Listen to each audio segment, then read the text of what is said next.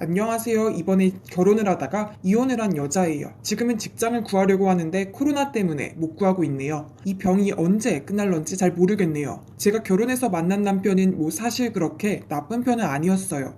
술, 담배 안 하지, 바람도 안 피지. 얼굴 잘생기고 직장도 의사라서 좋았고, 그래서 많은 사람들이 대체 왜 그렇게 이혼을 한 거냐고 물었는데, 이 이야기를 해주면 아마 다들 벙찔 거예요. 제가 이 사연을 올리는 건 그 남편에 대한 이야기인데, 아무도 믿지 않을 것 같고, 믿는다 해도 그럴 수가 있나? 라고 생각들을 하실 거예요. 하지만 이건 제가 겪은 진실이고, 그것 때문에 지금 남편은 감옥에 있어요. 무슨 일이 있었는지 말씀을 드릴게요. 제가 남편을 만나게 된 건 대학교 때였고, 친구가 의대생을 소개해준다고 해서 소개를 받았는데, 그게 남편이었어요. 남편은 정말 잘생겼고 똑똑해서 듣기론 여자들한테 인기가 많았다고 하더라고요. 하지만 남자는 자기한테 달려오는 여자들을 별로 좋아하지도 않았고, 오직 자기한테 어울리는 여자를 찾아서 사귀는 걸 원했는데, 그 여자가 저라고 친구가 말했어요. 그러면 어떻게 제가 남편이 원하는 여자였는지 알았는지 궁금했는데, 알고 보니 의대생이었던 남편이 시간을 내서 친구랑 만났는데, 그 전에 제가 친구랑 헤어지고 집으로 가고 있었는데, 남편은 저를 보더니 마음에 든다며 소개해주면 안 되냐고 여러 번 물었다고 해요. 전 그때 의대생한테도 사랑받는 여자구나 하며 좋아했었어요. 그래서 사귀는데 의대생이니 다들 아시잖아요. 늘 바쁘잖아요. 의대생 공부량이라고 검색을 하시면 다 아시잖아요. 남편은 툭 하면 일주일에 두세 번 쪽지 시험을 보고, 그래서 늘 바빴어요. 그래서 주말에 겨우 한두 시간 동안 보거나 조금만 시간 더 있으면 영화 보러 가고 그랬어요. 그리고 의대 졸업해도 무슨 자격시험 준비니 레지던트니 하며 이젠 주말도 사라지더라고요. 그래서 저는 새로운 남친을 사귀어야 하나 싶었어요. 부모님은 그런 남편을 버리지 말라고 하셨어요. 이미 전부터 부모님한테 인사드리고 관계를 가지고 있었는데, 아무래도 의대생이잖아요. 이제 곧 의사가 될 텐데 부모님은 이왕에 결혼까지 이어져서 행복하게 잘 살면 좋겠다고 그러시더라고요. 저도 잘 알고 있고, 남편은 자기가 바쁜 만큼 절 챙겨주지 못해서 많이 미안해서 어떻게든 잘해주고, 그래서 전 뭐라 하진 않았지만 그래도 솔직히 데이트를 자주 못하고 그러니까 많이 외롭더라고요. 그런데 그 외로움은 남편이 겪었던 거에 비교하면 사실 아무것도 아니었어요. 남편은 오래전에 부모님을 잃었다고 했어요. 정확히는 집에 불이 나 있는데 왜인지 부모님은 거기서 빠져나오질 못해서 결국은 돌아가시고 본인만 남았다고 해요. 근데 왜인지 친척분들이 아무도 남편을 거두려고 하지 않았다고 해요. 그때가 남편이 고등학생 시절이었고, 결국은 자기 담임선생님 집에서 머물 수밖에 없었다고 해요. 그래도 공부는 원체 잘해서 의대로 들어가게 되었고, 거기서 장학금을 받으며 다녔다고 해요. 근데 왜인지 알 수가 없었어요. 대체 왜 남편을 데려가려고 하지 않는지 잘 모르겠더라고요. 그래서 왜 안 데려갔는지 친척들하고 사이가 안 좋았냐고 하니까 남편이 거기에 정색을 하며 말을 안 했어요. 제가 더 말하고 싶어도 워낙에 정색을 해버려서 더 말을 할 수가 없었어요.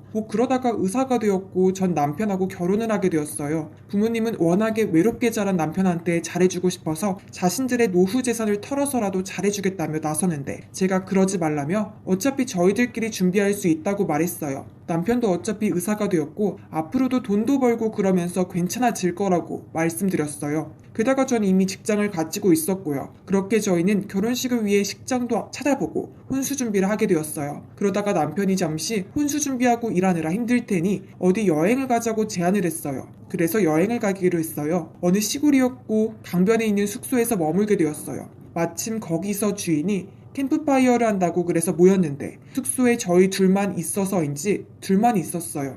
주인은 잠시 나가서 고기를 싸울 테니까 둘만의 시간을 즐기라고 말하면서 한참 동안 오지 않았어요. 아마 저희 둘을 위해서 잠시 자리를 비운 것 같았어요. 그때 전 남편 옆에 기대고 있었는데 남편이 불을 보며 뭔가 중얼거렸어요. 그때 불 아름다웠어. 그때 불이라고 하니까 왠지 소름이 끼쳤어요. 왜냐면 남편에게 불이라고 하면 그날 남편 부모님, 저한테는 시부모님이 돌아가시게 한 그 불 말고는 기억이 나지 않기 때문이었죠. 저는 옆에서 괜찮냐고 말했어요. 사실 이건 확인하려고 말한 거였어요. 그랬더니 남편은 저한테 미소를 보이며 괜찮다며 가볍게 키스를 했어요. 그렇게 좋은 밤을 보냈고 저는 그 소름이 점점 사라지게 되었어요. 그러다가 결혼을 하게 되었어요. 앞에서 말했지만 남편 쪽 친척들이 하도 남편을 꺼려서 결혼식에 오지도 않았어요. 단 어느 한 중년 부부가 오더라고요. 남편은 보자마자 삼촌이라고 말했는데 왜인지 그 중년 부부는 남편을 꺼림칙하게 여기며 마지못해 응 축하해라고 말하며 식장에 들어갔어요. 그렇게 결혼식을 치르는데 역시 남편 쪽에서는 그 중년 부부 말고는 안 계셨어요. 사실 남편이 자기 친척들한테도 청첩장을 보낼 거라고 말할 때 저는 괜찮겠느냐고 말했어요. 그때 남편은 그래도 의사가 되고 결혼을 하게 되었는데 설마 그러시겠냐고 말하며 몇몇 분들이 와도 안심이 되겠다며 보내겠다고 말했어요.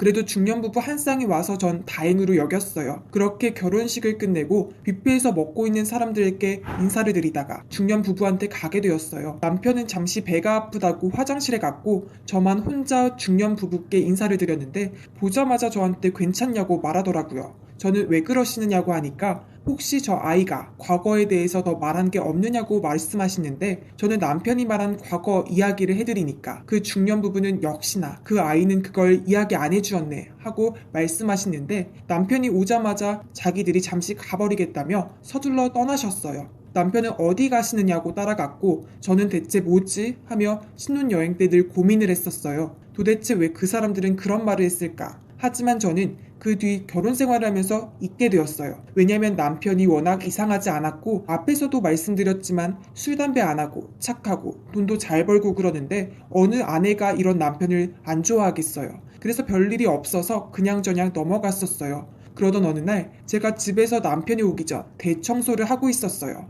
그날이 마침 남편 생일이라서 생일 선물과 케이크는 미리 준비하고 이왕에 집을 청소해서 깨끗한 곳에서 하자고 생각하고 청소를 하는데 어느 한 일기장을 발견을 했어요. 저는 뭔가 하며 보는데 고등학교 때 일기장이었던 거였어요. 저는 남편이 이런 취미가 있었네 하며 읽었는데 오늘 아버지와 크게 싸웠다. 평소에는 아버지는 나를 못마땅하게 여겼다. 나는 공부만 잘하면 되는 줄 알았는데 아버지는 인성과 도덕이 중요하다고 늘 다그치셨다. 솔직히 이해를 못하겠다. 내가 공부를 잘하고 공부 못하는 아이들을 괴롭히는 건 지극히 약육강식의 법칙인데 그걸 무시하다니. 이따가 아버지와 어머니가 주무시는 거 보고 나는 미리 준비한 기름을 집에 뿌렸고 그걸 라이터로 붙였다. 집은 활활 타버렸고 부모님은 불 속에서 춤추는 걸 보고 나는 크게 웃었다. 설마 그날 집이 불난 건 남편 때문이었던 건가요? 혹시나 해서 전 남편한테 어디 나갈 일이 있다고 말하고 부모님께 찾아갔어요. 부모님께 이러한 이야기를 말씀드리니 부모님은 얼굴이 파랗게 질리면서 혹시나 하고 그 결혼식 때 왔던 중년 부부하고 연락이 된다고 말하는 아버지의 말에 어쩌다 그 사람들과 다시 만나게 되었어요. 중년 부부를 만나자마자 그 일기장을 보여주고 이제야 안심이 된다며 저한테 이런 이야기를 했어요. 형님이 돌아가신 날 저희 가족들이 조카가 무사하다는 말 듣고 찾아갔는데 조카는 오히려 활짝 웃더라고요. 그래서 처음에는 부모님을 잃은 충격으로 실성을 한 건가 했는데 그게 아니라는 정신과 의사의 말을 듣고 증거가 없지만 왠지 이 아이가 가족을 죽였을 거라고 생각을 해서 아무도 그 아이를 거두지 않았어요. 그리고 그 아이를 맡긴 담임선생님도 아이가 의대에 들어가자마자 어디론가 사라졌다고 하는데 어쩌면 그 일기장에 뭔가 있을지도 모르겠네요 하며 일기장을 보는데 역시나 예상대로 담임선생님에 대한 이야기가 있었고 그걸 보자마자 모두 경찰에 신고하여 남편을 체포하게 했어요. 바로 거기에 담임선생님을 죽였다고 적혀 있었거든요. 남편은 그 뒤에 체포를 당하게 되었고 자신이 남긴 그 일기장 덕분에 감옥에서 거의 무기징역으로 받게 되었어요. 저는 그날 면회를 갔는데 남편은 절 보자마자 왜 멋대로 일기장을 본 거냐며 원망을 했어요. 하지만 저는 소리를 지르며 그냥 거기서 평생 살아 라고 말하며 자리를 떠나버렸어요. 네, 그렇게 지금도 남편은 감옥에 있고 이게 얼마 되지 않았어요. 이유는 진작에 했고요. 아직 친구들도 지인분들도 이 사실을 전혀 모르고 있지만 조만간 알게 될 거예요. 남들에겐 부러운 의사 남편일지 모르지만 저한테는 지옥으로 느껴졌네요. 이렇게 집에서 무료하게 보내다가 그 일이 떠올라서 사연을 남깁니다. 지금까지 이야기를 잘 들으셨으면 좋겠네요. 그럼 다들 다음에 봬요. 안녕히 계세요.